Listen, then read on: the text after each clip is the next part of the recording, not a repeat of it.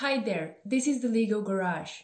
In the previous 3 episodes featuring Steve Keil, we questioned established management practices, we talked about the snowflake generation and their tendency to surrender their independence of thought, we asked whether corporate social responsibility is actually a form of hypocrisy, and we distinguished healthy competition between market players from short-sighted business goals. This is the fourth and last part of our conversation with Steve Keil. We had the chance to ask him 2 final questions. Stay tuned.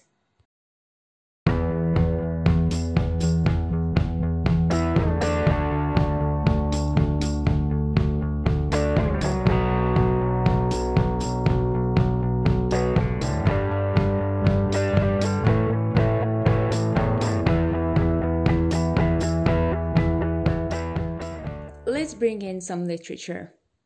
Emily Dickinson once said that to make a prairie, it takes a clover and 1 bee. And we wondered, what makes a good leader? I guess it's subjective, right? But for me, I like humility. I mean, it's kind of annoying for me when leaders have sort of hubris and pride. I mentioned that earlier in our discussion that hubris is something that annoys me.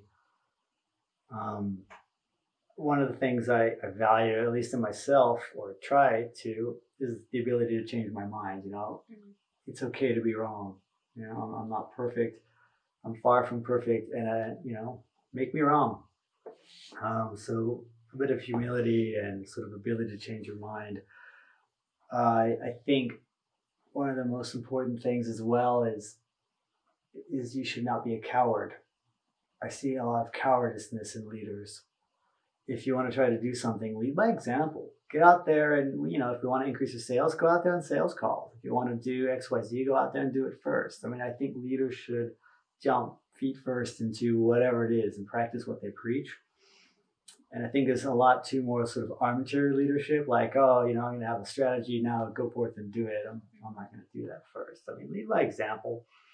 I like leaders that are sort of fearless to take some risks. I don't think we're going to have a lot, whether it's, in love or life or business. If we don't have the ability to take some risks, and whatever fail will be wrong. And I'm not saying bet your company on it, but you can take calculated risks. So I like a risk appetite amongst leaders. I like a sense of humanity and warmth. I mean, to me, a leader has to recognize that business is personal. There's this stupid expression that, it's not personal, it's just business, Ellie. Don't take it personally. What? Are you kidding me?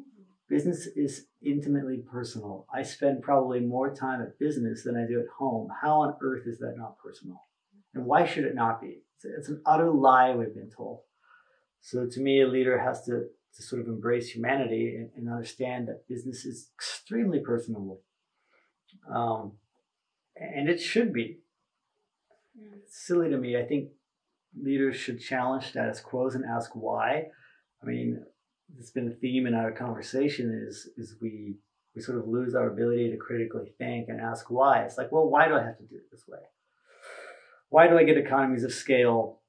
And am I really getting economies of scale? Or are my economies of scale mostly financial because you can track that on the balance sheet, but actually I'm losing out on things I can't track.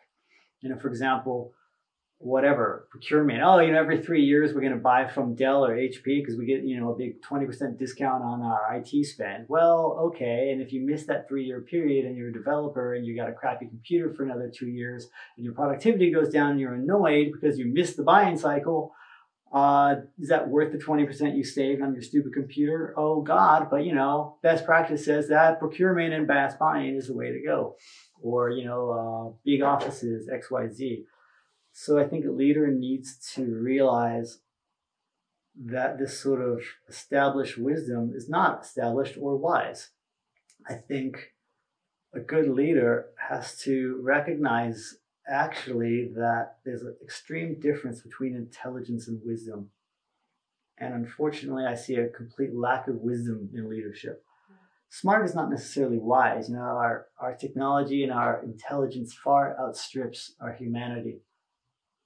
And that's a huge problem for me. And I think that's a massive lack in leadership. or failure of leadership. We don't understand the importance of wisdom and embrace it. You know, we sit there as leaders and say, oh, whatever, I'm an investment bank. I need only the smartest people and PhDs from Stanford and MIT and blah, blah, blah, because they're the quants that are going to do best for our bank and give us the best returns, X, Y, Z. And time after time, that fails. If I'm a leader, I actually want a distribution of humanity. So if 2% of people are crooks, I want 2% crooks in my investment bank. Probably they're the best people that are actually going to figure out fraud. You know, if 10% are lazy, I want 10% lazy people in my investment bank. Because you know what? They're probably going to think, how can I work smarter, not harder, and find some productivity things. I don't want the 1% or the top percent from MIT and PhDs and blah, blah, blah. I mean, so intelligence and wisdom, I think it's a huge issue for me lately in leadership. And we have too much intelligence and not enough wisdom. And that's not a good thing. Every time we outstrip it, we just have failures. I think leadership should not be afraid to delegate to the lowest possible level. We touched on that in a previous conversation. And that sort of goes to also hierarchy and distributed sort of power distance and embracing personal responsibility. But there's absolutely no point in that. I mean, the goal of that leader is just sort of to promote the rest of us and make sure we can do our jobs well, not to control and command. I think leaders should be fearless about getting feedback. If somebody thinks you're doing a poor job, what I see a lot of times is leaders sort of resisting feedback or creating an environment where feedback isn't taken well. You're almost punished for feedback, right? I mean, but this goes to having the fearlessness and self-confidence to accept negative feedback. And that's sometimes a hard thing, right? Nobody likes rejection. It's tough. But you know what? Don't be a leader if you're not going to be tough. Companies love intellectual property. They love investing in it and they love protecting it. Intellectual property is seen by them as an important intangible asset. IP makes them more attractive in the eyes of investors. Its value does not depreciate, as opposed to tangible assets. It can provide new revenue streams and can secure debt leverage. Doesn't all this sound perfect? Well, yes and no. IP has some downsides as well. Stringent IP protection has been argued to have anti-competitive effects, mostly because it creates monopolies. We were interested in Steve's thoughts on the question, and we asked him, should companies invest in IP? My general view is absolutely not. And here's, I mean, I understand there's parameters of the system. So in some cases you might have to. In those cases might be, okay, we got venture capital and they believe in the system and therefore they think IP is defensible and creates higher multiples for an exit. And if you go through the process of getting intellectual property, therefore you have more value, and your VC may put these constraints on you where you have to do it, in which case, absolutely do it. My philosophical view on this, though, is what I've seen in the last 50 years is a complete corruption of intellectual property, where you have companies like Apple or Microsoft or you name it, spending far more on intellectual property, lawyers, protection, attack, and we're talking billions, right? This is a massive industry, for a very little gain. And in fact, I think it's actually a negative. So if we think about it, you know, Sir Isaac Newton said, everyone stands upon the shoulders of giants, you know, and then Hemingway said, there's nothing new under the sun. We are all sort of building on somebody else's ideas and momentum. And by companies exerting this much on intellectual property, basically, we're sort of stifling innovation outside of the area. And this can be time and time again. I mean, you know, how many people have created hydrogen engines to have the Department of Defense or the US military buy it just to kill it, or oil companies buy those patents just to kill it. And then, oh my God, nobody else can do it, right? This basically holds humanity back. This is a system of corruption that feeds the elite and the corporatocracy and damages community and society, if we really think about it.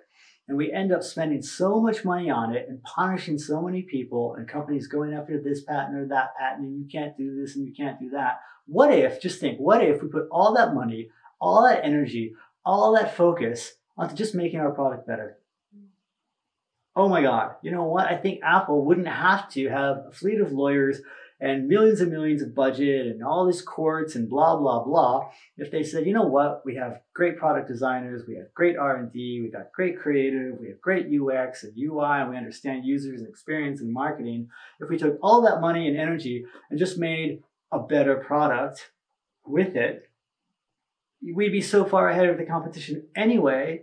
We don't really need IP because people will keep buying our next Apple XYZ 20X phone. You know, but instead, no, we have to punish everybody else and make a system of, oh, I'm going to suppress you. And, oh, I have the right to do this and you guys can innovate in that space. I mean, it kills innovation. Aggressive IP strategies do indeed threaten open innovation. It is difficult to achieve the right balance between protecting your investments and stifling human progress. But it's not impossible, and the NPO Creative Commons is a great example. It has managed to find a middle ground. You can read more information about it in the description box. I would love to subscribe to One Legal Garage on YouTube. You should also subscribe, you know. All this good content's going to be there. Yeah, you're going to be missing out. Don't miss out. Exactly. I was just going to say that. Jinx.